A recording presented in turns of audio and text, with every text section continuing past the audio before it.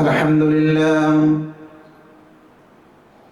الحمد لله رب العالمين نحمده ونستعينه ونستغفره ونعوذ بالله من شرور أنفسنا ومن سيئات أعمالنا من يهده الله فلا مضل له ومن يضلل فلا هادي له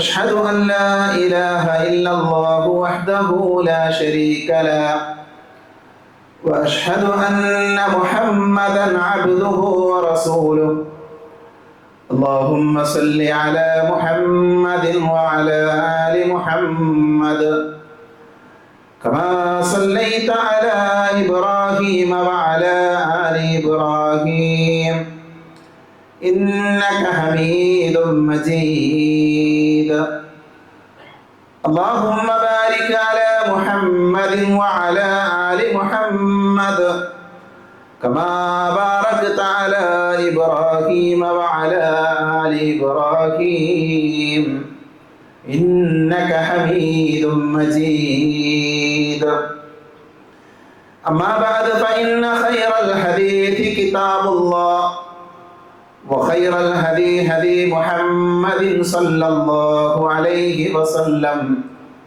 وشر الأمور محدثاتها وكل محدثة بدعة وكل بدعة ضلالة وكل ضلالة في النار أعوذ بالله من الشيطان الرجيم يا أيها الذين آمنوا اتقوا الله حق تقاته ولا تموتن إلا وأنتم مسلمون أعوذ بالله من الشيطان الرجيم ومن آياته أن خلق لكم من أنفسكم أزواجا لتسكنوا إليها وجعل بينكم مودة ورحمة إن في ذلك لآيات لقوم يتفكرون. പരിശുദ്ധമായ അല്ലാഹുവിൻ്റെ ഭവനത്തിൽ ഒരുമിച്ച് ചേർന്ന സഹോദരങ്ങളെ, സഹോദരികളെ, സർവ്വലോക രക്ഷിതാവായ പടച്ചതമ്പുരാനെ സൂക്ഷിക്കണേ എന്ന് സംസാരിക്കുന്ന എന്നോടും കേൾക്കുന്ന നിങ്ങളോടും വളരെയധികം സ്നേഹത്തോടുകൂടെ ഓർമ്മപ്പെടുത്തുകയാണ്, ഉപദേശിക്കുകയാണ്. വിശുദ്ധ ഖുർആനിൽ ശക്തമായ കരാർ എന്ന പ്രയോഗം വൈവാഹിക രംഗവുമായി ബന്ധപ്പെട്ട സ്ഥലത്ത് അല്ലാഹു പ്രയോഗിച്ചത് കാണാൻ സാധിക്കും. മീസാഖൻ ഗലീദ, വളരെ വ്യക്തമായ ശക്തമായ കരാർ എന്നാണ് അല്ലാഹു സുബ്ഹാനഹു വ തആല വിവാഹവുമായി ബന്ധപ്പെട്ട കരാറിനെ പരിചയപ്പെടുത്തുമ്പോൾ ഉപയോഗിച്ചിട്ടുള്ളത്. എൻ്റെ ഈ ഖുത്ബ കേൾക്കുന്ന പുരുഷന്മാരായ ആളുകൾ, ഭർത്താക്കന്മാരായ ആളുകൾ, ഖുർആൻ പരിചയപ്പെടുത്തിയ ശക്തമായ കരാറോടുകൂടെ ഒരു പെൺകുട്ടിയെ ഇണയായി സ്വീകരിച്ചവരാണ് മഹാഭൂരിപക്ഷം ആളുകളും, വിവാഹം കഴിഞ്ഞ ആളുകൾ. അതുകൊണ്ട് തന്നെ ഖുർആൻ പരിചയപ്പെടുത്തിയ ആ കരാർ ഏറ്റെടുക്കുകയും നമ്മുടെ ജീവിതത്തിലേക്കൊരു ഇണയായി, ഭാര്യയായി ഒരു പെൺകുട്ടി കടന്നു വരികയും ചെയ്യുമ്പോൾ പരിശുദ്ധ ഇസ്ലാം അവളോടുള്ള കടമകളെക്കുറിച്ച്, കടപ്പാടുകളെക്കുറിച്ച് വളരെ വ്യക്തമായി പഠിപ്പിച്ചിട്ടുണ്ട്. അല്ലാഹു സുബ്ഹാനഹു വ തആല കുടുംബജീവിതവുമായി ബന്ധപ്പെട്ട ചരിത്രങ്ങൾ, കുടുംബജീവിതവുമായി ബന്ധപ്പെട്ട വിഷയങ്ങൾ ചർച്ച ചെയ്യുമ്പോൾ അല്ലാഹു പറഞ്ഞത് നിങ്ങളെ നാം ഇണകളായി സൃഷ്ടിച്ചു എന്നുള്ളത് അല്ലാഹുവിൻ്റെ ദൃഷ്ടാന്തമാണ്. എന്തിനു വേണ്ടിയാണ് ഇണകളായി സൃഷ്ടിച്ചത്? നിങ്ങൾക്കിടയിൽ മബദ്ധത്തുണ്ടാകാനാണ്, സ്നേഹമുണ്ടാകാനാണ്, സമാധാനമടയാനാണ് എന്ന് അല്ലാഹു പഠിപ്പിക്കുന്നുണ്ട്. ലിതസ്കുനു ഇലൈഹ, ആ സമാധാനവും മഹബത്തും ഒക്കെ ഉണ്ടാകണമെങ്കിൽ ഭാര്യയും ഭർത്താവും തമ്മിൽ ഒരു നല്ല ബന്ധമുണ്ടാകണമെങ്കിൽ സ്വാഭാവികമായും ഭാര്യ ഭർത്താക്കന്മാർക്കിടയിലുള്ള കടമകൾ പരസ്പരം നിർവഹിക്കാൻ സാധിക്കണം. അതുകൊണ്ട് തന്നെ ഇന്നത്തെ ഖുതുബയിൽ പുരുഷന്മാർക്ക്, ഭർത്താക്കന്മാർക്ക് ഭാര്യമാരോടുള്ള കടമകളെക്കുറിച്ച് റസൂലുള്ളാഹി സ്വല്ലല്ലാഹു അലൈഹി വസല്ലമ പഠിപ്പിച്ച ഏതാനും ചില കാര്യങ്ങൾ എണ്ണി പറയാനാണ് ശ്രമിക്കുന്നത്. നമ്മൾ കുടുംബജീവിതവുമായി ബന്ധപ്പെട്ട ചർച്ചയാണ് നടത്തുന്നത്. അതുകൊണ്ട് തന്നെ കുടുംബജീവിതത്തിലെ ഏറ്റവും വലിയ സ്ഥാനം അലങ്കരിക്കുന്നത് ഭർത്താക്കന്മാരാണ്. റിജാലു ഖവ്വാമൂന അലൻ നിസാ. വിശുദ്ധ ഖുർആനിൽ അല്ലാഹു സുബ്ഹാനഹു വ തആല പരിചയപ്പെടുത്തിയത് പുരുഷന്മാർക്കാണ് സ്ത്രീകളുടെ മേൽ അധികാരമുള്ളത്. അഥവാ കുടുംബജീവിതത്തിൽ ഒന്നാമത്തെ സ്ഥാനം പുരുഷന് തന്നെയാണ്. അവനാണ് കുടുംബത്തെ സംരക്ഷിക്കേണ്ടത്. അതുകൊണ്ട് തന്നെ ആദ്യം നമ്മൾ പഠിക്കേണ്ടത്, മനസ്സിലാക്കേണ്ടത് നമുക്കെന്താണ് നമ്മുടെ ഇണകളായി വരുന്ന, നമ്മുടെ ഭാര്യയായി വരുന്ന പെൺകുട്ടിയോടുള്ള കടമ എന്താണ്. നമ്മൾ കുറേ കാലമായി വിവാഹ ജീവിതം നയിക്കുന്ന ആളുകളാണ്. ഭാര്യമാരുടെ കൂടെ 50, 40, 30, 60 ഒക്കെ വർഷം ജീവിച്ച ആളുകൾ ഈ കൂട്ടത്തിലുണ്ട്. അവിടങ്ങളിൽ നമുക്ക് അപാകതകൾ സംഭവിച്ചിട്ടുണ്ട് എങ്കിൽ തിരുത്താൻ നമുക്ക് സാധിക്കണം. നമ്മുടെ ഇടയിൽ, നമ്മുടെ ഈ കുടുംബജീവിതത്തിനിടയിൽ അവളോടുള്ള, ഭാര്യയോടുള്ള കടമകൾ പാലിക്കുന്ന മേഖലയിൽ അബദ്ധമാണ് സംഭവിച്ചുകൊണ്ടിരിക്കുന്നത് എങ്കിൽ അത് തിരുത്താനും ഒരു നല്ല കുടുംബ ബന്ധമുണ്ടാക്കിയെടുക്കാനും ഇത്തരത്തിലുള്ള ഖുതുബകളിലൂടെ നമുക്ക് സാധിക്കണമെന്നാണ് സാന്ദർഭികമായി ഓർമ്മപ്പെടുത്താനുള്ളത്. റസൂലുള്ളാഹി സ്വല്ലല്ലാഹു അലൈഹി വസല്ലമയിൽ നിന്ന് അബൂ ഹുറൈറ റളിയല്ലാഹു അൻഹു ഉദ്ധരിക്കുന്ന ഹദീസ്, ആ ഹദീസിന്റെ അവസാന ഭാഗത്ത് നമുക്ക് വായിക്കാൻ സാധിക്കും. നബി സല്ലല്ലാഹു അലൈഹി വസല്ലമ പറയുന്നത്, നിങ്ങളിൽ ഏറ്റവും നല്ലയാൾ, നിങ്ങളിൽ ഏറ്റവും നല്ല മനുഷ്യൻ എന്ന് പറഞ്ഞാൽ ഖിയാറുക്കും ഖിയാറുക്കും ലിഅഹ്ലിഹി എന്നാണ്. നിങ്ങളിൽ നല്ലയാൾ ആരാണ്? ആ നല്ലയാൾ ആരാണ് എന്നതിൻ്റെ അടയാളം അയാളുടെ കുടുംബത്തോട് നന്നായി പെരുമാറുന്നവനാണ് എന്നാണ്. പ്രിയപ്പെട്ടവർ, ഈ ഒരൊറ്റ ഹദീസിന്റെ മുന്നിൽ നമ്മൾ നല്ലവനാണോ അല്ലേ എന്ന് നമുക്ക് മനസ്സിലാക്കാൻ പറ്റും. കാരണം ഞാൻ നല്ലയാളാണോ അല്ലേ എന്ന് വേറെ ഒരാൾക്കല്ല അറിയുക. എൻ്റെ കുടുംബജീവിതത്തിൻ്റെ, എൻ്റെ സ്വകാര്യതകൾ, എൻ്റെ വീടിൻ്റെ ഉള്ളിൽ നടക്കുന്ന, ഞങ്ങളുടെ മതിൽക്കെട്ടിൻ്റെ ഉള്ളിൽ, ഞങ്ങളുടെ വീടിൻ്റെ ചുവരുകൾക്കുള്ളിൽ നടക്കുന്ന കുടുംബജീവിതം ഒരുപക്ഷെ പുറത്ത് നമുക്കൊക്കെ നന്നായിട്ട് അഭിനയിക്കാൻ സാധിക്കും. ഒരു നല്ല ഭാര്യയായി, നല്ല ഭർത്താവായി, നല്ല കുടുംബജീവിതം നയിക്കുന്നവരായി ആളുകളെ കാണിക്കാനും കുടുംബക്കാരെ കാണിക്കാനും ഒക്കെ നമുക്ക് സാധിക്കും. പക്ഷെ നമ്മുടെയൊക്കെ ഒരു സ്വകാര്യമായ ജീവിതമുണ്ട്, മറക്കുള്ളിലെ ഒരു ജീവിതമുണ്ട്.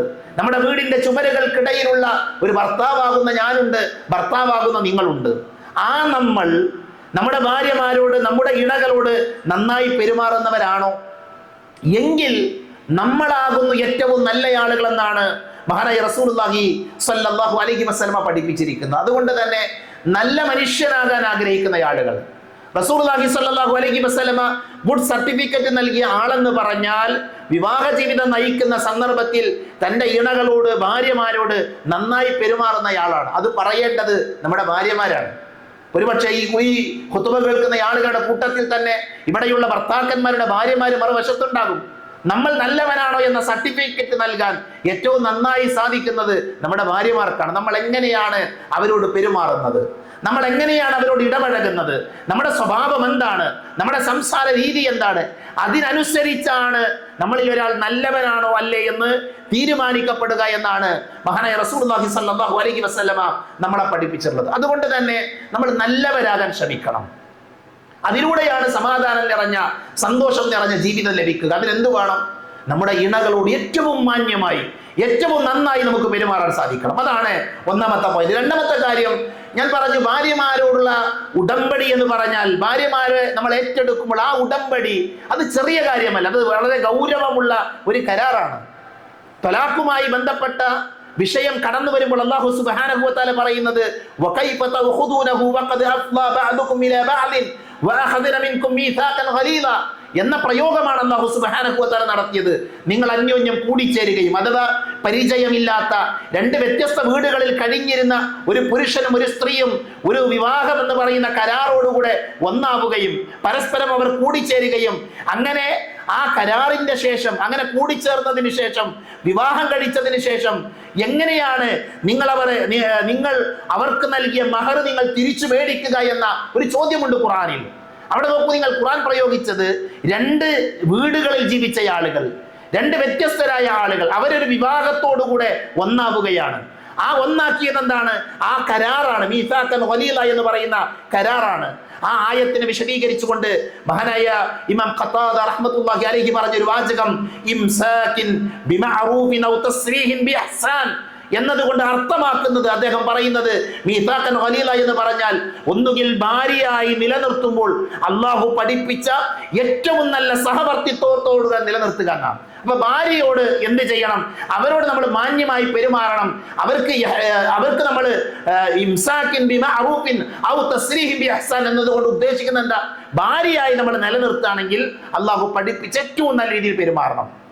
ഇനിയോ ഭാര്യയായി നിലനിർത്താൻ നമുക്ക് പറ്റുന്നില്ല എങ്കിൽ അവിടെയും നോക്കൂ നിങ്ങൾ, ഏറ്റവും നല്ല രൂപത്തിൽ ഇഹ്സാനോടുകൂടെ അവരെ പ്രയാസപ്പെടുത്താതെ അവരെ നിങ്ങൾ പറഞ്ഞയക്കുകയാണ് വേണ്ടത്. അവിടെയും മാന്യതയാണ്. ഒരു ഭർത്താവ് എന്ന നിലയിൽ നമ്മുടെ കടമ എന്താണ്? ഭാര്യയോട് ഏറ്റവും നന്നായി പെരുമാറുക, ഏറ്റവും നന്നായി അവരെ സംരക്ഷിക്കുക. ഇനി ഒരുപക്ഷെ അവരുടെ കൂടെ ജീവിതം നമുക്ക് മുന്നോട്ട് കൊണ്ടുപോകാൻ പറ്റുന്നില്ലേ എങ്കിൽ അവിടെയും ഇസ്ലാം പറയുന്നത് മാന്യമായി ഏറ്റവും നല്ല രീതിയിൽ അവളെ പറഞ്ഞയക്കാൻ. ത്വലാഖുമായി ബന്ധപ്പെട്ട വിഷയം നമ്മൾ പഠിക്കുമ്പോൾ അതുപോലും ഒരു നിഅമത്തായി, അനുഗ്രഹമായി കൊണ്ട് നമുക്ക് കാണാൻ സാധിക്കും. ഇൻഷാ അല്ലാഹ് അത്തരം വിഷയങ്ങൾ പറയുമ്പോൾ നമുക്കത് മനസ്സിലാക്കാം. അതുകൊണ്ട് തന്നെ ഈ കരാറിന്റെ ഗൗരവം നമ്മൾ മനസ്സിലാക്കണം. അല്ലാഹു സുബ്ഹാനഹു വ തആല ഒരു പെണ്ണിന്റെ ലൈംഗികാവയവം ഒരു പുരുഷനെ അനുവദനീയമാക്കുന്നത് ഈ കരാറോടുകൂടെയാണ്. അതുകൊണ്ട് തന്നെ നിസ്സാരമായ കാര്യമല്ല. ആ ഗൗരവത്തോടുകൂടെ അവരോട് നന്നായി പെരുമാറാൻ, നല്ല രീതിയിൽ ഇടപഴകാൻ വിശ്വാസികളായ ഭർത്താക്കന്മാർക്ക് കഴിയേണ്ടതുണ്ട്. ഇനി നോക്കൂ നിങ്ങൾ, ഭർത്താക്കന്മാരെ സംബന്ധിച്ചിടത്തോളം അവർക്കാകുന്നു സ്ത്രീകളുടെ മേൽ അധികാരം എന്ന് പറഞ്ഞാൽ രണ്ട് രീതിയിലാണ് അത് മനസ്സിലാക്കേണ്ടത്. അർരിജാലു ഖവ്വാമൂന അലൻ നിസാ, ഭർത്താവിനാണ് കുടുംബജീവിതത്തിൽ ഒരു മേൽസ്ഥാനമുള്ളത് എന്ന് പറയുമ്പോൾ അതിന്റെ അർത്ഥം എന്താണ്? പണ്ഡിതന്മാർ പറഞ്ഞത്, സ്ത്രീയെ അപേക്ഷിച്ച് പുരുഷനാണ് അള്ളാഹു കൂടുതൽ കഴിവ് നൽകിയിട്ടുള്ളത്. അത് ഹദീസിന്റെയും അതേപോലെ തന്നെ ഹദീസിന്റെ വിശദീകരണങ്ങളൊക്കെ അടിസ്ഥാനത്തിൽ നമുക്ക് മനസ്സിലാക്കാൻ പറ്റും. പുരുഷനാണ് അല്ലാഹു സുബ്ഹാനഹു വ തആല ചില പ്രത്യേകതകൾ നൽകിയിട്ടുള്ളത്, സ്ത്രീകൾക്ക് പ്രത്യേകതയില്ല എന്നല്ല. രണ്ടാമത്തത്, കുടുംബജീവിതത്തിൽ പുരുഷനാണ് തൻ്റെ ഇണക്കു വേണ്ടി ധനം ചെലവഴിക്കേണ്ടത്.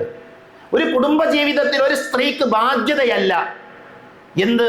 ധനം സമ്പാദിക്കുക എന്നുള്ളത്. അവൾക്ക് ധനം സമ്പാദിക്കാം, അതിന് അനുവാദമുണ്ട്. അവൾക്ക് ജോലി ചെയ്യാൻ അനുവാദമുണ്ട്. പക്ഷെ അവരുടെ സമ്പത്ത് അവളുടേതാണ്, അവരുടെ സമ്പത്ത് അവളുടേതാണ്. എന്നാൽ കുടുംബജീവിതത്തിൽ പുരുഷനാണ് പണം സമ്പാദിക്കാനുള്ള ഉത്തരവാദിത്വം. അതുകൊണ്ടാണ് പുരുഷൻ എന്ത് നൽകിയത്? അവകാശമുണ്ട് എന്ന് പറഞ്ഞത്. മുകളിലാണ് അവർക്ക് സ്ഥാനമെന്ന് പറഞ്ഞത്. ഒരു പെണ്ണ് രാവിലെ ജോലിക്ക് പോകണമെന്ന നിർബന്ധം ഇസ്ലാമിലില്ല. അതിന്റെ അർത്ഥം പെണ്ണ് ജോലിക്ക് പോകാൻ പാടില്ല എന്നല്ല. അവൾക്ക് സൗകര്യമുണ്ട് എങ്കിൽ, ആവുമെങ്കിൽ അവൾക്ക് ജോലി ചെയ്യാം. അവരുടെ സമ്പത്തിൽ ഭർത്താവിന് അവകാശമില്ല. അവരുടെ സമ്പത്ത് അവളുടേത് മാത്രമാണ്. അത് പ്രത്യേകം നമ്മൾ മനസ്സിലാക്കണം. ഒരു സ്ത്രീ ജോലി ചെയ്യുന്നു, അവരുടെ സമ്പത്തിന്റെ അവകാശിയാരാണ്? ഭർത്താവല്ല, മറിച്ച് അവൾ മാത്രമാണ്. എന്നാൽ അവൾ മനസ്സറിഞ്ഞു നൽകിയാൽ, അവൾ സന്തോഷത്തോടെ നൽകിയാൽ നമുക്കത് സ്വീകരിക്കാം. അല്ല എങ്കിൽ ആ സമ്പത്തിൽ ഭർത്താക്കന്മാർക്ക് അവകാശമില്ല. അത് പ്രത്യേകം നമ്മൾ മനസ്സിലാക്കണം. എന്നാൽ ഭർത്താവിന് ഉത്തരവാദിത്തമുണ്ട്. ഭാര്യയെ സംരക്ഷിക്കുക, അവളെ നോക്കുക, അവൾക്ക് വേണ്ടി ചെലവഴിക്കുക എന്നുള്ളത് ഭർത്താവിന്റെ അവകാശമാണ് എന്നാണ് പരിശുദ്ധ ഇസ്ലാം നമ്മളെ പഠിപ്പിക്കുന്നത്. റസൂലുള്ളാഹി സ്വല്ലല്ലാഹു അലൈഹി വസല്ലം പറഞ്ഞു, ഖുർആനിലൂടെ പഠിപ്പിച്ചു, വലഹുന്ന മിസ്ലുല്ലദി അലൈഹിന്ന ബിൽ മഅറൂഫ് വലിർരിജാലി അലൈഹിന്ന ദറജ വല്ലാഹു അസീസുൻ ഹകീം. ഇത് ഭർത്താക്കന്മാരും ഭാര്യമാരും പഠിക്കേണ്ട ഒരായത്താണ്. സ്ത്രീകൾക്ക് ഭർത്താക്കന്മാരോട് ബാധ്യതകൾ ഉള്ളതുപോലെ, അപ്പൊ ഒരു പോയിന്റ് അവിടെ കിട്ടി. സ്ത്രീകൾക്ക് ഭർത്താക്കന്മാരോട് ബാധ്യതയുണ്ട്. ഇൻഷാ അല്ലാഹ് അടുത്ത ആഴ്ചയിലെ ഖുത്ബയിൽ നമ്മൾ സംസാരിക്കും. സ്ത്രീകൾക്ക് ഭർത്താക്കന്മാരോട് കടമകളുണ്ട്, കടപ്പാടുകളുണ്ട്. അതുപോലെ ന്യായപ്രകാരം ഭാര്യമാർക്ക് അഥവാ അവർക്ക് അവകാശങ്ങൾ കിട്ടേണ്ടതുണ്ട്. നമ്മുടെ ഭാര്യ നമ്മളോട് നന്നായി പെരുമാറണം, നമ്മൾ പറയുന്നത് കേൾക്കണം, നമ്മുടെ ഇഷ്ടത്തിന് ജീവിക്കണം എന്ന് നമ്മൾ ആഗ്രഹിക്കുന്നുണ്ട് എങ്കിൽ അവർക്കും അവകാശമുണ്ട്, അവർക്കും ഹക്കുണ്ട്. എന്താണ് അവരുടെ ഹക്ക്? ആ ഹക്കുകളെ കുറിച്ച് റസൂലുള്ളാഹി സ്വല്ലല്ലാഹു അലൈഹി വസല്ലമ നമ്മളെ പഠിപ്പിക്കുന്നുണ്ട്. പ്രവാചകൻ സല്ലല്ലാഹു അലൈഹി വസല്ലമയുടെ മുമ്പിലേക്ക് മഹാനായ അബ്ദുല്ലാഹി ഇബ്നു അംർ ഇബ്നു ആസ് റളിയല്ലാഹു അൻഹു കടന്നു വരുന്ന രംഗമുണ്ട്. അദ്ദേഹം ഉദ്ധരിക്കുന്ന ഹദീസിൽ കാണാം, അദ്ദേഹം പറഞ്ഞു, റസൂലുള്ളാഹി പറയാ, അല്ലയോ അബ്ദുള്ള, ഞാൻ നിന്നെ കുറിച്ച് കേട്ടു, നീ പകലിൽ മുഴുവൻ നോമ്പുകാരനാണ്, രാത്രിയോ രാത്രി മുഴുവൻ നിന്ന് നമസ്കരിക്കുകയാണ്. ഞാൻ ആ കേട്ടത് ശരിയാണോ? അപ്പൊ അദ്ദേഹം പറഞ്ഞു, ബല യാ റസൂലല്ലാഹ്, നബിയെ നിങ്ങൾ കേട്ടത് ശരിയാണ്, ഞാൻ പകലിൽ നോമ്പ് നോൽക്കുന്നു, രാത്രിയിൽ ഞാൻ ഇബാദത്തിലാണ്, ആരാധനയിലാണ്. അപ്പൊ നബി സല്ലല്ലാഹു അലൈഹി വസല്ലം പറഞ്ഞു, ഫല തഫ്അൽ, നീ അങ്ങനെ പ്രവർത്തിക്കരുത്, നീ അങ്ങനെ ചെയ്യാൻ പാടില്ല. പകലിൽ മുഴുവനും നോമ്പ് നോൽക്കുന്ന, രാത്രിയിൽ മുഴുവനും എഴുന്നേറ്റ് നമസ്കരിക്കുന്ന, രീതി നിനക്കുണ്ടാകാൻ പാടില്ല എന്ന് പറഞ്ഞു. സ്വം വാക്തിർ, നീ നോമ്പ് നോൽക്കുക, ഇടക്കൊക്കെ നീ നോമ്പ് മുറിക്കണം, ചില ദിവസങ്ങളിൽ നീ നോമ്പ് ഒഴിവാക്കണം. വക്കും വനം, നീ രാത്രിയിൽ എഴുന്നേറ്റ് നമസ്കരിക്കണം, അതോടൊപ്പം തന്നെ നീ ഉറങ്ങുകയും വേണം. എന്നിട്ട് നബി പഠിപ്പിച്ചു നിന്റെ ശരീരത്തോട് നിനക്ക് ചില കടമകളുണ്ട്. കണ്ണിനോടുള്ള കടമയാണ് ഉറങ്ങുക എന്നുള്ളത്. മനസ്സിലായില്ലേ? നമ്മുടെ കണ്ണിനോടുള്ള ബാധ്യതയാണ്. കണ്ണിന് ഉറക്കം ആവശ്യമാണ്, വിശ്രമം ആവശ്യമാണ്. അതുകൊണ്ട് തന്നെ ശരീരത്തിന് ഒരു പുരുഷൻ, ഒരു സ്ത്രീ, ആരാകട്ടെ ഒരു മനുഷ്യൻ വകവെച്ച് കൊടുക്കേണ്ട അവകാശമാണ് ഉറങ്ങുക എന്നുള്ളത്, വിശ്രമിക്കുക എന്നുള്ളത്.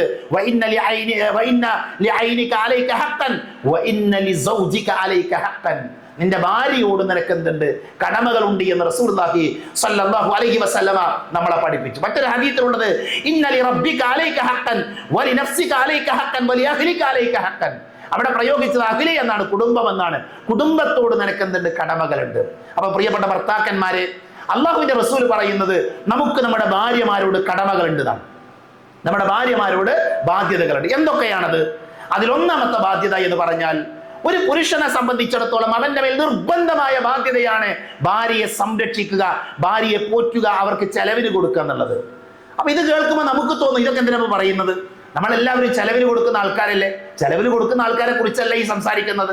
മുസ്ലിങ്ങളായ ആളുകളിൽ തന്നെ, വിശ്വാസികളായ ആളുകളിൽ തന്നെ എത്രയോ ആളുകൾ ഭാര്യമാരെ സംരക്ഷിക്കാത്ത, മക്കളെ സംരക്ഷിക്കാത്ത, അവർക്ക് ചിലവിന് കൊടുക്കാത്ത, തോന്നിയതുപോലെ ജീവിക്കുന്ന മനുഷ്യന്മാരുണ്ട്. ആരൊക്കെ നിഷേധിക്കാൻ പറ്റുക?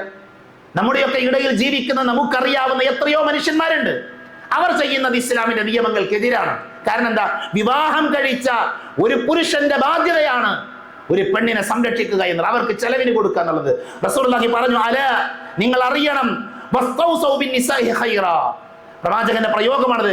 അറഫയിൽ വെച്ച്, ഹജ്ജത്തുൽ വിദായിൽ വെച്ച് നബി സല്ലല്ലാഹു അലൈഹി വസല്ലമ സ്ത്രീകളുടെ മേൽ പ്രത്യേകമായി നൽകിയ വസിയത്തുകളിൽ ഒരു ഭാഗമാണ്. പ്രവാചകൻ പറയുന്നത്, സ്ത്രീകളെ സംബന്ധിച്ച് ഞാൻ നിങ്ങളോട് വസിയത്ത് ചെയ്യുകയാണ്, നിങ്ങളത് ശ്രദ്ധിക്കേണ്ടതുണ്ട്. കാരണം അവർ നിങ്ങളുടെ അടുക്കൽ മുടക്കം ചെയ്യപ്പെട്ടവരാണ്. നോക്കൂ, നിങ്ങൾ ഒരു പെൺകുട്ടിയുടെ വിവാഹ ദിവസം ആലോചിച്ച് നോക്കൂ. നിങ്ങൾ ആ വിവാഹം കഴിയുന്നത് വരെ അവളുടെ പ്രധാനപ്പെട്ട രക്ഷാധികാരി ആരാണ്? ബാപ്പയാണ്. ബാപ്പയോട് ചോദിക്കണം, ബാപ്പ ഞാനൊന്ന് പുറത്തു പോട്ടെ, ഉമ്മ ഞാനൊന്ന് പുറത്തു പോട്ടെ. ഒരു മകൾ ചോദിക്കുന്നത് ബാപ്പയോടാണ്. എന്നാൽ വിവാഹം കഴിഞ്ഞു ആ സമയം മുതൽ ബാപ്പയോടല്ല അവരുടെ ചോദ്യം, ഭർത്താവിനോടാണ്, സ്വന്തം ഇണയോടാണ്. ഞാനൊന്ന് എൻ്റെ വീട്ടിൽ പോട്ടെ, ഞാനൊന്ന് ഉപ്പയെ കാണാൻ പോട്ടെ, ഉമ്മയെ കാണാൻ പോട്ടെ, അനിയത്തിയുടെ സമീപത്തേക്ക് പോകട്ടെ, ഹോസ്പിറ്റലിൽ പോകട്ടെ. നോക്കൂ നിങ്ങൾ, ഒരൊറ്റ കരാറോടുകൂടെ എന്റെ മകളെ ഞാൻ നിനക്ക് തന്നിരിക്കുന്നു എന്ന കരാറോടുകൂടെ ആ പെൺകുട്ടിയുടെ ജീവിതത്തിൽ സംഭവിക്കുന്ന മാറ്റം വലുതാണ്. അത് ചെറുതല്ല. ആ ദൗത്യം, അഥവാ ഒരു പെൺകുട്ടി വിവാഹം കഴിക്കപ്പെടുന്നതോടെ നമ്മുടെ കീഴിലേക്ക് വരികയാണ്. അവൾ മുടക്കം ചെയ്യപ്പെട്ടവളാണ്. പിന്നെ നമ്മുടെ കീഴിലാണ്, നമ്മൾ പറയുന്നത് കേട്ടാണ്, നമ്മളെ അനുസരിച്ചാണ്, നമ്മുടെ കൂടെയാണ് അവൾ ജീവിക്കുന്നത്. അതുകൊണ്ട് തന്നെ ഒരു പുരുഷന്റെ മേൽ നിർബന്ധമായ ബാധ്യതയാണ് അവൾക്ക് ചെലവിന് കൊടുക്കുക എന്നുള്ളത്. അതാണ് ഖുർആൻ പഠിപ്പിക്കുന്നത്. അല്ലാഹു പറഞ്ഞു, വഅലൽ മൗലൂദി ലഹു റിസ്ഖുഹുന്ന വഖിസ്വതുഹുന്ന ബിൽ മഅറൂഫ്. പ്രവാചകൻ സല്ലല്ലാഹു അലൈഹി വസല്ലം പഠിപ്പിച്ചവർക്ക് മുല കൊടുക്കുന്ന മാതാക്കൾക്ക് മര്യാദയനുസരിച്ച് ഭക്ഷണവും വസ്ത്രവും നൽകേണ്ടത് കുട്ടിയുടെ പിതാവിന്റെ ബാധ്യതയാണെന്നാ, രക്ഷിതാവിന്റെ ബാധ്യതയാണ്, ഭർത്താവിന്റെ ബാധ്യതയാണ്. തന്റെ ഭാര്യക്ക്, മക്കൾക്ക് ഭക്ഷണം കൊടുക്കുക. അതുകൊണ്ട് നമ്മുടെ ഒന്നാമത്തെ കടമ എന്താ? ഒന്നാമത്തെ കടമ എന്ന് പറഞ്ഞാൽ അവളെ പോറ്റുക എന്നുള്ളതാണ്. അവൾക്ക് വേണ്ട ഭക്ഷണം, വസ്ത്രം, ഇതൊക്കെ കൊടുക്കണം. നബി സല്ലല്ലാഹു അലൈഹി വസല്ലമയുടെ മുൻപിലേക്ക് കടന്നു വന്ന ഒരു സഹാബ വനിത, അവർ നബിയോട് ചോദിക്കുന്നുണ്ട്. പ്രവാചകൻ സല്ലല്ലാഹു അലൈഹി വസല്ലം പറയും, നബിയെ, എൻ്റെ ഭർത്താവ് ന്യായമായ നിലയിൽ എനിക്ക് ചെലവിന് തരുന്നില്ല. എൻ്റെ ഭർത്താവ് മാന്യമായ രീതിയിൽ എനിക്ക് സമ്പത്ത് തരും, ഭക്ഷണം കഴിക്കാനും വസ്ത്രത്തിനൊന്നും ചെയ്യുന്നില്ല, ചെലവിന് തരുന്നില്ല. മറിച്ച് ഞാൻ എൻ്റെ ഭർത്താവ് അറിയാതെ അയാളുടെ സമ്പത്തിൽ നിന്ന് ഞങ്ങൾക്ക് ആവശ്യമുള്ളത് ഞാൻ എടുക്കുന്നുണ്ട്. അയാൾ തരാത്തത് കൊണ്ടാണ് ഞാൻ എടുക്കുന്നത്. ഞാൻ കുറ്റക്കാരിയാണോ എന്നതാണ് ആ സഹോദരിയുടെ ചോദ്യം. ആയിഷ റളിയല്ലാഹു അൻഹ ഉദ്ധരിക്കുന്ന ഹദീസിൽ കാണാം. അപ്പൊ നബി സല്ലല്ലാഹു അലൈഹി വസല്ലം അതിന് കൊടുക്കുന്ന മറുപടി എന്താ അറിയോ? അല്ലാഹു റസൂൽ പറഞ്ഞത്, നിനക്കും നിന്റെ മക്കൾക്കും ആവശ്യമുള്ളത്, നിനക്കും നിന്റെ മക്കൾക്കും ചിലവിന് ആവശ്യമുള്ളത് നിന്റെ ഭർത്താവിന്റെ സമ്പത്തിൽ നീ എടുത്താൽ നീ കുറ്റക്കാരിയല്ല എന്നാണ്. നോക്കൂ, നിങ്ങൾ അതിന്റെ ഗൗരവം ആലോചിച്ചു. ഒരു ഭർത്താവ് കൊടുക്കുന്നില്ല എങ്കിൽ ആ ഭർത്താവിന്റെ സമ്പത്തിൽ ആർക്ക് അവകാശമുണ്ട്? ഭാര്യക്ക് അവകാശമുണ്ട്. നമ്മുടെ ഭാര്യമാരങ്ങനെ എടുത്ത എന്തൊക്കെയാണ് നമ്മുടെ നിലപാട്?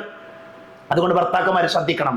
ഞാൻ ഈ ഹദീസ് ഇവിടെ ഉദ്ധരിക്കാൻ കാരണം, എത്രയോ ആളുകൾ, മുസ്ലിം കുടുംബത്തിലെ ആളുകൾ ഭാര്യമാരെ പരിഗണിക്കാത്തവരുണ്ട്, ഭാര്യമാരെ ശ്രദ്ധിക്കാത്ത, സമ്പത്തില്ലാത്തതിന്റെ പേരിലല്ല, മറിച്ച് ഭാര്യയോട് അകൽച്ചയിലാണ്, ഭാര്യയോട് വിരോധത്തിലാണ്. അങ്ങനെ ജീവിക്കുന്ന ആളുകളുണ്ട്. അവരുടെ കുടുംബ ജീവിതം നന്നാകണമെങ്കിൽ നമ്മുടെ കടമ നമ്മൾ നിർവഹിക്കണം. അതുകൊണ്ട് തന്നെ ഭർത്താക്കന്മാരുടെ ഒന്നാമത്തെ കടമ എന്ന് പറയുന്നത് അവരവരുടെ ഭാര്യമാർക്ക് ചെലവിന് കൊടുക്കുക എന്നുള്ളതാണ്. റസൂലുള്ളാഹി പറഞ്ഞത് ഇദാ അൻഫഖ റജുലു അലാ അഹ്ലിഹി, ഒരു മനുഷ്യൻ അയാളുടെ ഭാര്യയ്ക്ക് വേണ്ടി, തന്റെ ഇണക്ക് വേണ്ടി ചെലവിന് കൊടുത്തു, അങ്ങനെയാണ് എങ്കിൽ അള്ളാഹുവിന്റെ അടുക്കൽ അവരത് വലിയ പ്രതിഫലമാണ് എന്നാണ്. നോക്കൂ, നിങ്ങളൊരു അവരുടെ വായിലേക്ക് ഒരു ഉരുള ചോറ് കൊടുത്താൽ പോലും അതിന് വലിയ കൂലിയുണ്ട് എന്ന് പഠിപ്പിച്ച മതമാണ്. പ്രിയപ്പെട്ട സഹോദരങ്ങളെ, ഭർത്താക്കന്മാരെ 24-ാമത്തെ വയസ്സിൽ, 25-ാമത്തെ വയസ്സിൽ, 27-ാമത്തെ വയസ്സിൽ വിവാഹം കഴിച്ചു. ആ വിവാഹം കഴിച്ച നീണ്ടു നിൽക്കുന്ന വർഷങ്ങൾ, എത്ര കാലമായി നമ്മുടെ ഭാര്യമാർക്ക് വേണ്ടി നമ്മൾ അധ്വാനിക്കുന്നു, അവർക്ക് നമ്മൾ ഭക്ഷണം കൊടുക്കുന്നു, അവർക്ക് നമ്മൾ വസ്ത്രം വാങ്ങി കൊടുക്കുന്നു. അതിനൊക്കെ പ്രതിഫലമുണ്ട് എന്നാണ് പരിശുദ്ധ ഇസ്ലാം പഠിപ്പിക്കുന്നത്. അത് ചെറിയ കൂലിയാണോ? അത് നിസ്സാരമായ കാര്യമാണോ? നോക്കൂ, നിങ്ങൾ നീണ്ട 25 വർഷം അല്ലെങ്കിൽ 50 വർഷം ദമ്പതികളായി ജീവിച്ച ആളുകൾ, ആ വർഷങ്ങളിൽ മുഴുവനും ഭർത്താവ് സമ്പാദിക്കുന്നു, ഭാര്യയും മക്കളുമൊക്കെ മാന്യമായി നല്ല രീതിയിൽ ഭക്ഷണം കഴിക്കുന്നു. അതിന് ഭർത്താക്കന്മാരെ നിങ്ങൾക്ക് കൂലിയുണ്ട് എന്ന് പഠിപ്പിക്കുന്ന മതമാണ് ഇസ്ലാം. നിങ്ങളുടെ അധ്വാനങ്ങൾ വെറുതെയാകുന്നില്ല, പക്ഷെ നീയത്തുണ്ടാകണം. ഞാൻ എൻ്റെ ഭാര്യയ്ക്ക് ചെലവിന് കൊടുക്കുന്നതിലൂടെ പരലോകത്ത് എനിക്ക് കൂലി കിട്ടും, എൻ്റെ റബ്ബെന്നെ പഠിപ്പിച്ച ഹക്കാണ് ഞാൻ നിർവഹിക്കുന്നത് എന്ന ബോധ്യം നമുക്കുണ്ടാകണം. അതുകൊണ്ട് തന്നെ നമ്മുടെ കടമയാണ് മാന്യമായ രീതിയിൽ അവർക്ക് ഭക്ഷണം കൊടുക്കണം, അവർക്ക് വേണ്ട വസ്ത്രം കൊടുക്കണം. അതേപോലെ തന്നെ അവരുമായി ബന്ധപ്പെട്ട മറ്റുള്ള കാര്യങ്ങളിലൊക്കെ എന്ത് ചെയ്യണം? നമ്മൾ ചെലവുമായി ബന്ധപ്പെട്ട കാര്യങ്ങൾ ഉത്തരവാദിത്തമാണ്. രണ്ടാമത്തെ കാര്യം, ഭാര്യയെ സംരക്ഷിക്കുക എന്ന് പറയുമ്പോൾ പ്രവാചകൻ പറഞ്ഞു, വമൻ ഖുതില ദൂന അഹ്ലിഹി ഫഹുവ ഷഹീദുൻ. ഭാര്യയെ സംരക്ഷിക്കുന്ന വിഷയത്തിൽ ഭാര്യയോട് ഒരാൾ അപമര്യാദയായി പെരുമാറി, നമ്മുടെ ഭാര്യയെ സംരക്ഷിക്കേണ്ട, അവളെ ഒരു ശത്രുവിൽ നിന്ന് സംരക്ഷിക്കേണ്ട ബാധ്യത നമുക്കുണ്ടായി. അങ്ങനെ നമ്മൾ കൊല്ലപ്പെട്ടാൽ അവൻ ഷഹീദാണെന്നാണ്. ഭാര്യയെ സംരക്ഷിക്കുന്നതിന് വേണ്ടി ഒരാൾ കൊല്ലപ്പെട്ടാൽ അയാൾ ഷഹീദാണ് എന്ന് പറയുമ്പോൾ ഷഹീദിന്റെ ദറജ എന്താ? ഷഹീദിന്റെ സ്ഥാനം എന്താണ്? അല്ലാഹു സുബ്ഹാനഹു വ തആല ഭാര്യമാരെ സംരക്ഷിക്കുന്ന ഭർത്താക്കന്മാർക്ക് കൊടുത്ത ദറജയാണത്. എന്തെങ്കിലും ഒരു കാരണം കൊണ്ട് ഭാര്യയെ സംരക്ഷിക്കുമ്പോൾ നമ്മൾ കൊല്ലപ്പെടുകയാണെങ്കിൽ ഷഹീദിന്റെ ദറജയിലേക്ക് അവർ ഉയരുമെന്ന് ഇമാം നസായി ഉദ്ധരിക്കുന്ന ഹദീസിൽ നമുക്ക് കാണാൻ പറ്റും. അത്രമാത്രം സ്ഥാനം അതിനുണ്ട്. അതേപോലെ തന്നെ ഭാര്യമാരോട് അനുകമ്പയോടെ കാരുണ്യത്തോടു കൂടെ പെരുമാറണമെന്ന് ഖുർആൻ പഠിപ്പിക്കുന്നു. നമ്മൾ എല്ലാവരോടും മാന്യമായി പെരുമാറേണ്ട ആൾക്കാരാണ്. എന്നാൽ ഏറ്റവും നന്നായി പെരുമാറേണ്ടത് ആരാണ്? നമ്മുടെ ഭാര്യമാരോട്. നമ്മളിൽ പല ആൾക്കാരും നേരെ തിരിച്ചാണ്. കണ്ടാൽ ചിരിക്കും. ആരോട്? നമ്മുടെ അയൽവാസിയോട്, കൂട്ടുകാരോട്, നാട്ടിലുള്ളവർ എല്ലാവരോടും ചിരിക്കാൻ നമ്മൾ റെഡിയാണ്. എല്ലാവരോടും സലാം പറയാൻ നമ്മൾ റെഡിയാണ്. സ്വന്തം ഭാര്യയോട് സലാം പറയുന്ന എത്ര ആൾക്കാർ ഈ കൂട്ടത്തിലുണ്ട്? സ്വന്തം ചോദിച്ചു നോക്കിയാൽ മതി. നമ്മുടെ കൂട്ടുകാരനെ കണ്ടു, പരസ്പരം കണ്ടു, സലാം പറയുന്നു, കൈ കൊടുക്കുന്നു, കുറെ നേരം സംസാരിക്കുന്നു. വർത്തമാന കാലഘട്ടത്തിൽ ഈ കൗൺസിലിങ്ങുമായൊക്കെ ബന്ധപ്പെട്ട് ഇടപഴകുമ്പോൾ നമുക്കൊക്കെ മനസ്സിലാക്കാൻ പറ്റുന്ന എല്ലാവരുടെയും പരാതി തരും, ഭർത്താക്കന്മാർക്കൊന്നും നമ്മളോട് സംസാരിക്കാൻ നേരമില്ല എന്നുള്ളതാണ്. നമുക്ക് സംസാരിക്കാൻ സമയമുണ്ട്. ആരോടാണ്? നമ്മുടെ സുഹൃത്തുക്കളോട്, പരിചയക്കാരോട്, ആദർശ ബന്ധുക്കളോടൊക്കെ നമ്മൾ സംസാരിക്കുന്നു. എന്നാൽ നമ്മൾ ഏറ്റവും കൂടുതൽ സംസാരിക്കേണ്ട, നമ്മൾ ഏറ്റവും കൂടുതൽ ടൈം ചെലവഴിക്കേണ്ട നമ്മുടെ ഇണയുടെ കൂടെ ഇരിക്കാൻ, അവൾ പറയുന്നത് കേൾക്കാൻ പലപ്പോഴും നമുക്ക് സമയമല്ല. അതുകൊണ്ട് തന്നെ അവരോട് അനുകമ്പയോടെ കാരുണ്യത്തോടു കൂടെ പെരുമാറണമെന്ന് റസൂലുള്ളാഹി സ്വല്ലല്ലാഹു അലൈഹി വസല്ലം വഅശിറുഹുന്ന ബിൽ മഅറൂഫ്. അവരോട് നിങ്ങൾ മര്യാദയോടെ സഹവർത്തിക്കുക എന്നാണ് പ്രവാചകന്റെ അധ്യാപനം. നമ്മളിൽ പല ആളുകളും അവരോട് സംസാരിക്കുന്നത് ദേഷ്യത്തോടു കൂടെ, എന്ത് പറഞ്ഞാലും കൽപ്പനകളാണ്, അമ്രുകളാണ്. അത് ചെയ്യണം, ഇത് ചെയ്യണം. മാറി ചിന്തിക്കണം നമ്മൾ. ഇത് ഭർത്താക്കന്മാരെ വിമർശിക്കാനുള്ള ഖുത്ബയാണെന്ന് വിചാരിക്കണ്ട. മറിച്ച് നമ്മുടെ നന്മ, ഞാനൊരു ഭർത്താവാണ്, പറയുന്ന ഞാനും കേൾക്കുന്ന നിങ്ങളും ഒരു ഭർത്താവാണ്. ഞാൻ ഈ പറയുന്നത് ഒരുപക്ഷെ ഇന്ന് ഈ ഖുത്ബ കഴിഞ്ഞ് മിമ്പറിൽ നിന്ന് ഇറങ്ങി ഇത് അപ്ലോഡ് ചെയ്യപ്പെട്ടാൽ എൻ്റെ ഭാര്യ കേൾക്കുന്ന എനിക്കറിയാം, എൻ്റെ ഭാര്യ ഇത് കേൾക്കും. അതുകൊണ്ട് തന്നെ ഞാൻ അടക്കമുള്ള ഭർത്താക്കന്മാരോടാണ് ഈ വാചകങ്ങൾ. നമ്മുടെ ഭാര്യമാരോട് നന്നായി പെരുമാറാൻ, നമ്മുടെ ഭാര്യമാരോട് നന്നായി സംസാരിക്കാൻ നമുക്ക് സാധിക്കേണ്ടതുണ്ട്. അതേപോലെ തന്നെ പരസ്പരം ഹുബ്ബുണ്ടാകാൻ, സ്നേഹമുണ്ടാകാൻ റസൂലുള്ളാഹി പഠിപ്പിച്ചൊരു വഴിയാണ് നിങ്ങൾ സമ്മാനങ്ങൾ കൊടുക്കണം എന്നുള്ളത്. സമ്മാനം കൊടുക്കാർക്ക്, അത് ചെറിയ കുട്ടികൾക്ക്, മത്സരത്തിൽ ജയിച്ച ആൾക്കാർക്ക് മാത്രം നമ്മളൊക്കെ സമ്മാനം കൊടുക്കുക. നമ്മുടെ കൂട്ടത്തിൽ ആരാ സഹോദരങ്ങളെ ഭാര്യമാർക്ക് അറിഞ്ഞ് ഈ പ്രവാചകന്റെ ഹദീസിനെ മുന്നിൽ വെച്ചുകൊണ്ട് സമ്മാനം കൊടുക്കുന്ന ആൾക്കാരാരുള്ളത്? ഇപ്പൊ 40 വയസ്സും 50 വയസ്സും 60 വയസ്സൊക്കെ ആയ ഭർത്താക്കന്മാര് വിചാരിക്കുക അതൊക്കെ ഇപ്പൊ കൊടുത്താൽ മോശമല്ലേ എന്നാ. ഒന്ന് കൊടുത്തു നോക്കി നിങ്ങൾ. പ്രവാചകന്റെ അധ്യാപനമാണ് തഹാദൗ തഹാബു. നിങ്ങൾ ഹദിയ കൊടുക്കൂ, സമ്മാനം കൊടുക്കൂ, അതിലൂടെ സ്നേഹബന്ധം വർദ്ധിക്കുമെന്നുള്ളത്. നമ്മുടെ ഇടയിൽ സ്നേഹബന്ധം ഏറ്റവും വർദ്ധിക്കേണ്ടത് ആരുടേതാണ്? നമ്മുടെ ഭാര്യയുടേതാണ്, ഭർത്താവിൻ്റെതാണ്. അതുകൊണ്ട് പരസ്പരം സമ്മാനങ്ങൾ കൈമാറാൻ റസൂലുള്ളാഹി പഠിപ്പിച്ചു. ഇബ്നു ഹിബ്ബാൻ റഹ്മത്തുള്ളാഹി അലൈഹി പറഞ്ഞത് ഹദിയ, സമ്മാനം എന്നുള്ളത് സ്നേഹത്തിന് കാരണമാവുകയും വിദ്വേഷത്തെ ഇല്ലാതെയാക്കുകയും ചെയ്യുമെന്നാണ്. സമ്മാനം കൊടുക്കുക എന്നുള്ളത് വിദ്വേഷമില്ലാതെയാകും. അതെല്ലാവർക്കും കൊടുക്കുക, ഭാര്യയ്ക്ക് മാത്രം എന്നുള്ളതല്ല. അതൊരു പ്രത്യേകം സുന്നത്താണ്. നമ്മുടെ അയൽവാസികൾക്ക്, പരിചയമുള്ള സുഹൃത്തുക്കൾക്കൊക്കെ നമ്മൾ ഗിഫ്റ്റ് കൊടുക്കുക എന്നുള്ളത് ആ ഗിഫ്റ്റിന്റെ വലുപ്പമല്ല, അതിന്റെ വിലയല്ല, മറിച്ച് നമ്മൾ കൊടുക്കുന്ന മനസ്സാണ്. മനസ്സിലായില്ലേ? അത് പ്രവാചകൻ സല്ലല്ലാഹു അലൈഹി വസല്ലമ പഠിപ്പിച്ച കാര്യമാണ്. അതേപോലെ തന്നെ നമ്മുടെ ഭാര്യമാരോടുള്ള കടമയാണ് വീട്ടുകാര്യങ്ങൾ നമ്മൾ ശ്രദ്ധിക്കുക എന്നുള്ളത്. വീട്ടിലെ കാര്യങ്ങളിൽ ഭാര്യമാരെ സഹായിക്കണം. ചില ആളുകൾക്ക് ധാരണ വീട്ടിലെ മുഴുവൻ ജോലികളും ഭാര്യയുടെ ഉത്തരവാദിത്തമാണെന്നാണ്, ഭാര്യയുടെ ഉത്തരവാദിത്തമാണ്. അങ്ങനെ വിചാരിക്കുന്ന മനുഷ്യന്മാരുണ്ട്. റസൂലുള്ളാഹി സ്വല്ലല്ലാഹി അലൈഹി വസല്ലം ഭാര്യമാരെ സഹായിച്ചു. വീട്ടിൽ നബി ഭക്ഷണം ഉണ്ടാക്കാൻ കൂടി കൊടുത്തിട്ടുണ്ട്, നബി വീട് വൃത്തിയാക്കാൻ കൂടി കൊടുത്തിട്ടുണ്ട്. പ്രവാചകൻ സല്ലല്ലാഹു അലൈഹി വസല്ലം അത്തരം കാര്യങ്ങളിലൊക്കെ പ്രവാചകൻ അവരുടെ കൂടെ നിന്നു എന്ന് പ്രവാചകന്റെ ഭാര്യമാർ ആയിഷ റളിയല്ലാഹു അൻഹ പറയുന്നത് കാണാൻ സാധിക്കും. അവർ പറഞ്ഞു, മകാന നബി സല്ലല്ലാഹു അലൈഹി വസല്ലം യസ്നഉ ഫീ ബൈതിഹി ഖാലത് കാന യഖൂലു ഫീ മിഹ്നതി അഹ്ലിഹി തഅനി ഖിദ്മത അഹ്ലിഹി ഫഇദാ ഹദറത്തിസ് സ്വലാ ഖറജ ഇലസ്സലാം. നബി സല്ലല്ലാഹു അലൈഹി വസല്ലം തന്റെ വീട്ടിൽ എന്തൊക്കെയാണ് പ്രവർത്തിച്ചത് എന്ന് ആയിഷ റളിയല്ലാഹു അൻഹ പറയാ. നബി സല്ലല്ലാഹു അലൈഹി വസല്ലം തന്റെ പത്നിമാരുടെ ജോലികളിൽ അവരെ സഹായിക്കുമായിരുന്നു. നമ്മുടെ ഭാര്യ നമ്മുടെ വീട്ടില് രാവിലെ എഴുന്നേറ്റ് അവള് സുബഹിക്ക് എഴുന്നേറ്റ് നേരെ അടുക്കളയിലേക്കാണ് പോകുക. നമ്മുടെ ഭാര്യമാര് അല്ലെ, അവരടുക്കളയിൽ പോകുന്നു. പിന്നെ പലപ്പോഴും അവര് തിരിച്ചു വരുന്ന സമയം നമ്മൾ നോക്കിയിട്ടില്ല. ഭാര്യമാർ അടുക്കളയിൽ ഇറങ്ങിയ നമ്മുടെ സഹധർമ്മിണികൾ വീണ്ടും നമ്മുടെ റൂമിലേക്ക് എത്തുന്നത് എപ്പോഴാണ്? മണിക്കൂറുകൾ കഴിഞ്ഞാൽ രാവിലെ ഭക്ഷണം ഉണ്ടാക്കണം, വീടിന്റെ മുൻവശം വൃത്തിയാക്കണം, പിറകുവശം വൃത്തിയാക്കണം, അലക്കണം, ഇങ്ങനെ ഒരുപാട് ജോലികൾ അവർ ചെയ്യുന്നു. നമ്മളും ഭാര്യയും ഒരുമിച്ചിറങ്ങിയ കട്ടിലിലെ വിരിപ്പൊന്ന് മടക്കി വെക്കാൻ പോലും ഭർത്താക്കന്മാരായ നമ്മളിൽ പല ആളുകൾ ശ്രദ്ധിക്കാറില്ല. ഒരു മിനിറ്റ് വേണ്ട നമ്മൾ കിടന്ന വിരിപ്പൊന്ന് മടക്കി വെക്കാൻ. നമ്മുടെ റൂമിൽ നമ്മുടെ കൂടെ ഉറങ്ങിയ ഭാര്യ അടുക്കളയിൽ പോയി അവൾ തിരിച്ചു വരുമ്പോൾ നമ്മൾ ഉറങ്ങിയ ബെഡ്, അതിന്റെ നീങ്ങിപ്പോയ ബെഡ്ഷീറ്റുകളൊക്കെ ശരിയാക്കി അതിന്റെ പുതപ്പുകളൊക്കെ ഒന്ന് വൃത്തിയിൽ മടക്കി വെച്ചാൽ ആ കാഴ്ച കാണുന്ന ഭാര്യയുടെ മനസ്സിലുണ്ടാകുന്ന സന്തോഷത്രയിക്കാരം, ആഹ്ലാദത്രയിരിക്കും. ഇതെന്തേ ഭർത്താക്കന്മാർ ചിന്തിക്കാത്തത്? കാരണം നമുക്കൊരു മിനിറ്റ് മതി, 2 മിനിറ്റ് മതി. നമ്മുടെ അഭിമാനം പൊളിഞ്ഞു പോകുന്ന പ്രശ്നമല്ല. അള്ളാഹുവിന്റെ റസൂലിന്റെ സുന്നത്താണ് ഭാര്യമാരെ സഹായിക്കുക എന്നുള്ളത്. വീട്ടു ജോലികളിൽ ഭക്ഷണം ഉണ്ടാക്കാൻ, വെള്ളം കോരി കൊടുക്കാൻ, അലക്കാൻ, വാഷിംഗ് മെഷീനിലേക്ക് വസ്ത്രമെടുത്താൻ നമ്മുടെ കൈയും അവളുടെ കൈയും ഒരേപോലെ പ്രവർത്തിക്കുക. അതുകൊണ്ട് തന്നെ അത്തരം കാര്യങ്ങൾ അതിലൊരു അപമാനമാണ് എന്ന് വിചാരിക്കുന്ന ഭർത്താക്കന്മാരാണ് നമ്മളെങ്കിൽ പ്രവാചകൻ സല്ലല്ലാഹു അലൈഹി വസല്ലമയുടെ സുന്നത്തിനെ നിരാകരിക്കുന്ന ആളുകളാണ് നമ്മളത് മനസ്സിലാക്കണം. അതുകൊണ്ട് തന്നെ അവരുടെ വീട്ടുകാര്യങ്ങളിൽ സഹായിക്കുക എന്നുള്ളത് കാര്യമാണ്. 6ാമത്തെ ഒരു പോയിന്റ്, ഭാര്യമാർക്ക് വേണ്ടി ഭർത്താക്കന്മാർ അണിഞ്ഞൊരുങ്ങണം. ഞാൻ ഈ ഹദീത്ത് എഴുതിയപ്പോ, ഈ ഹദീത്ത് വായിച്ചപ്പോൾ ഞാൻ ഒരുപാട് തവണ വീണ്ടും വായിച്ചു. കാരണം എന്താ വെച്ചാല് നമ്മളൊക്കെ ഒരു ധാരണ ഭാര്യമാർ അണിഞ്ഞൊരുങ്ങണം എന്ന് പറയും. അത് ഭർത്താക്കന്മാർക്കും ബാധ്യതയാണ്. റസൂലുള്ളാഹി സ്വല്ലല്ലാഹി അലൈഹി വസല്ലം പറഞ്ഞു, ഞാൻ ഭാര്യയ്ക്ക് വേണ്ടി അണിഞ്ഞൊരുങ്ങുവാൻ ഇഷ്ടപ്പെടുന്നു. നബി പറയാണ്, ഞാൻ ഭാര്യയ്ക്ക് വേണ്ടി അണിഞ്ഞൊരുങ്ങുവാൻ ഇഷ്ടപ്പെടുന്നു. എനിക്ക് വേണ്ടി എൻ്റെ ഭാര്യ അണിഞ്ഞൊരുങ്ങാൻ ഇഷ്ടപ്പെടുന്നത് പോലെ എന്ന് മഹാനായ റസൂലുള്ളാഹി സ്വല്ലല്ലാഹു അലൈഹി വസല്ലമ പഠിപ്പിച്ചത് ഹദീസുകൾ നമുക്ക് കാണാൻ സാധിക്കും. അതുകൊണ്ട് നമുക്ക് മര്യാദയാണ്, കുടുംബ ജീവിതത്തിൽ ശ്രദ്ധിക്കേണ്ട കാര്യമാണ്. റസൂലുള്ളാഹി പറഞ്ഞു, ഭാര്യയെ നിങ്ങൾ എന്ത് ചെയ്യാൻ വെറുക്കാൻ പാടില്ല. പ്രിയപ്പെട്ട ഭർത്താക്കന്മാരെ പ്രത്യേകം ശ്രദ്ധിക്കേണ്ട, ഭാര്യയോട് ഒരു വെറുപ്പുണ്ടാകാൻ പാടില്ല. നമ്മുടെ കുടുംബജീവിതത്തിൽ പ്രശ്നങ്ങൾ ഉണ്ടാകാം, അഭിപ്രായ വ്യത്യാസങ്ങൾ ഉണ്ടാകാം, പക്ഷേ ആ ഭാര്യയിൽ എത്ര നന്മകളുണ്ട്. അതുകൊണ്ട് തന്നെ നമ്മൾ എണ്ണി നോക്കിയാൽ നമുക്ക് എണ്ണാൻ പറ്റുന്ന ന്യൂനതകൾ കുറവായിരിക്കും. നമ്മുടെ ഭാര്യമാരിൽ അവരുടെ ഒരു ദിവസം എടുത്തു നോക്കിയാൽ നമുക്കിഷ്ടമില്ലാത്ത 1-2 കാര്യങ്ങൾ മാത്രമേ അവളിൽ കാണുക. ബാക്കിയുള്ളതൊക്കെ എന്താ?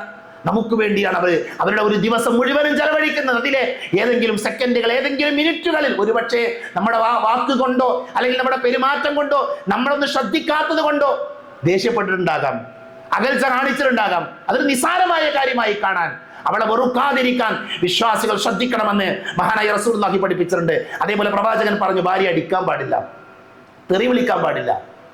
ഇതൊക്കെ അടിവരയിട്ട് പഠിക്കേണ്ട ഒരു കാലഘട്ടമാണിത്. ഭാര്യമാരുടെ മുഖത്തടിക്കുന്ന, അവരെ കൈകൊണ്ട് ഉപദ്രവിക്കുന്ന എത്രയോ ഭർത്താക്കന്മാരുണ്ട്. പ്രവാചകൻ അധ്യാപനം നൂറ്റാണ്ടുകൾക്ക് മുമ്പ് റസൂലുള്ളാഹി പറഞ്ഞത് നിങ്ങളുടെ ഭാര്യമാരെ നിങ്ങൾ അടിക്കാൻ പാടില്ല എന്നാണ്. ഇനി അടിക്കേണ്ട ഒരു സാഹചര്യം വന്നാൽ പോലും ആളുകൾ അറിയാത്ത രീതിയിൽ അവളെ ഒറ്റക്ക് കൊണ്ടുപോയി തനിച്ച് നിങ്ങൾ മാത്രമാകുന്ന സമയത്ത് പാടുകളില്ലാതെ അവിടെയൊക്കെ കൃത്യമായ നിർദ്ദേശങ്ങൾ മഹാനായ റസൂലുള്ളാഹി സ്വല്ലല്ലാഹു അലൈഹി വസല്ലമ നമ്മളെ പഠിപ്പിച്ചത് നമുക്ക് കാണാൻ സാധിക്കും. വലാ തദ്രിബിൽ വജ്ഹ വലാ തുഖബിഹു, പ്രവാചകൻ പറഞ്ഞു, നീ മുഖത്തടിക്കരുത്, നീ തെറി വിളിക്കുകയും ചെയ്യരുത്. അതുകൊണ്ട് ഇത്തരം മര്യാദകൾ പാലിക്കുന്നുണ്ടോ എന്ന് നമ്മൾ പരിശോധിക്കണം. ഭാര്യമാരെന്ത് ചെയ്യാൻ പാടില്ല? അവരുടെ കുറവുകൾ ചെയ്യരുത്. എന്താ അവൾക്കുള്ള ന്യൂനത, എന്താ മൈനസ് എന്താന്ന് അന്വേഷിച്ച് നടക്കുന്ന ആളുകളാകാൻ പാടില്ല. ഭാര്യയുടെ രഹസ്യങ്ങൾ എന്ത് ചെയ്യണം? ഭർത്താക്കന്മാര് സൂക്ഷിക്കണം. വീട്ടിലല്ലാതെ ഭാര്യയോട് തെറ്റി നിൽക്കാൻ പാടില്ല. ഭാര്യമാരോട് പിണങ്ങും ചിലപ്പം. അതെവിടെയായിരിക്കണം? വീട്ടിലാകണം, മക്കളുടെ മുമ്പിലാകാൻ പാടില്ല.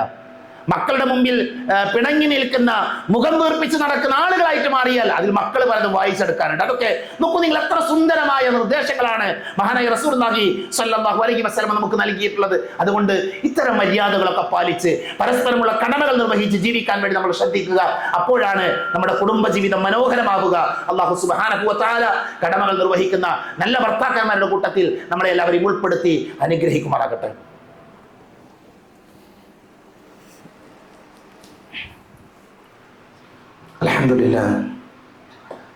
അൽഹംദുലില്ലാഹില്ലദീ അല്ലമ ബിൽ ഖലം അല്ലമൽ ഇൻസാന മാ ലം യഅലം വസ്സലാത്തു വസ്സലാമു അലാ അഷ്റഫിൽ മുർസലീൻ വഅലാ ആലിഹി വഅസ്ഹാബിഹി അജ്മഈൻ അമ്മാ ബഅദ്. പ്രിയപ്പെട്ടവരെ, ഒരിക്കൽ കൂടെ അല്ലാഹുവിനെ സൂക്ഷിക്കണേ എന്ന് ഓർമ്മപ്പെടുത്തുകയാണ്.